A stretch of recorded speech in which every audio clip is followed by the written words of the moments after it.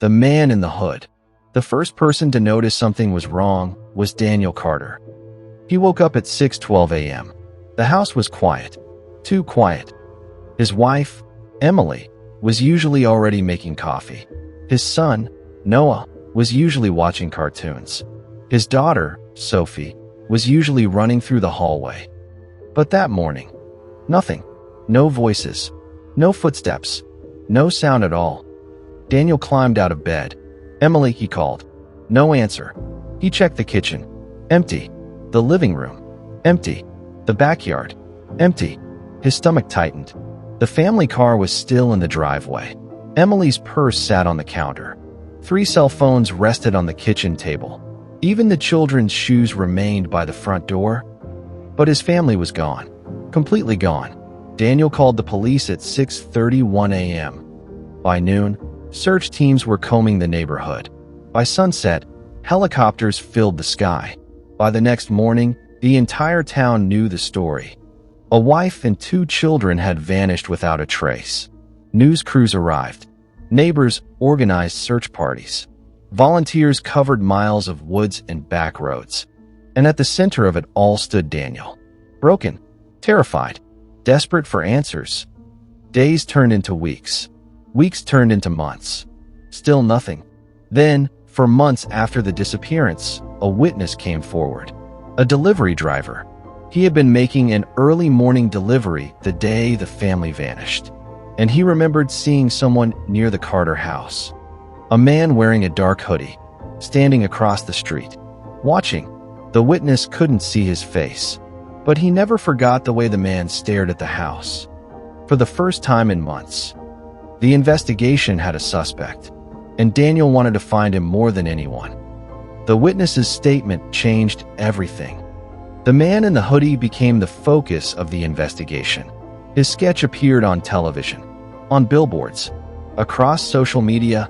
Everyone wanted to know who he was and where he had gone. Most of all, Daniel.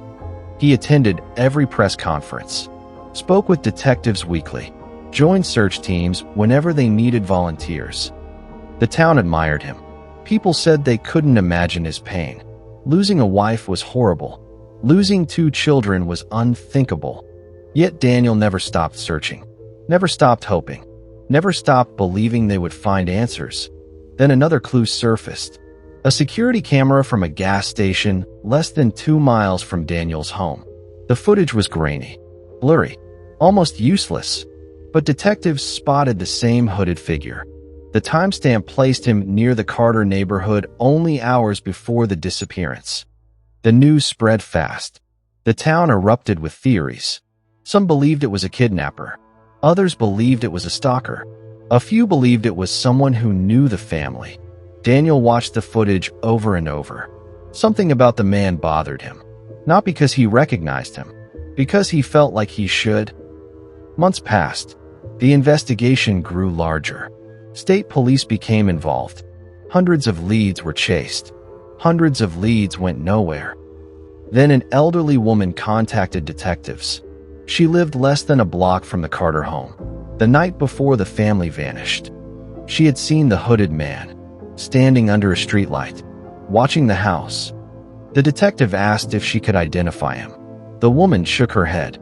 No. Then she added something strange. But the way he walked felt familiar. The room went silent. "What do you mean?" the detective asked. The woman frowned. "I don't know.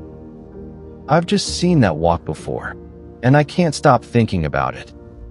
3 days later, Daniel received a call from Detective Harris. His voice sounded different, more serious than usual. "We recovered new footage." Daniel's heart raced. "Does it show the man?" A long silence followed. Then Harris answered, "Yes. And this time, we can finally see his face." Daniel arrived at the station less than an hour later. The conference room was waiting. 3 detectives, a laptop, no smiles, no small talk. Something felt wrong, very wrong. Daniel sat down. His hands trembled. "Did you find him?" he asked. Detective Harris nodded.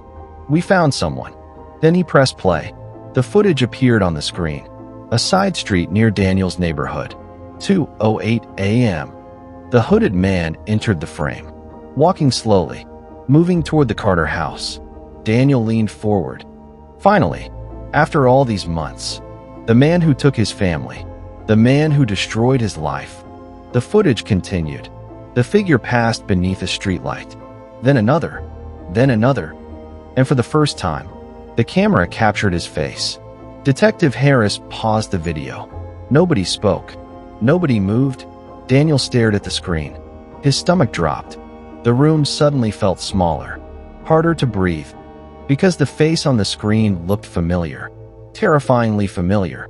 And deep down, before anyone said a word, Daniel already knew why. Daniel stared at the screen. His mouth went dry. His heart hammered against his ribs. No, the word escaped before he could stop it. Detective Harris didn't respond. He simply rewound the footage, then played it again. The same face, the same man, the same walk. Daniel, the room blurred. "This is wrong," he whispered. "It has to be." Nobody answered, because nobody had an answer, only evidence. Then Harris opened a second video. Different camera, different angle. The hooded man appeared again, walking through Daniel's neighborhood, moving toward his home. The footage continued. The man reached the front door. Then something happened that made Daniel's blood run cold. The man pulled out a key and unlocked the door. Not forced entry, not a break-in. A key. His key. Daniel felt dizzy. The detective paused the video. The room fell silent. "The killer never broke into your house," Harris said. The killer walked in. Daniel stared at the screen, unable to breathe. Every witness, every clue, every lead, every piece of evidence they had followed for months, all pointed to the same person, the same face, the same man, the same walk.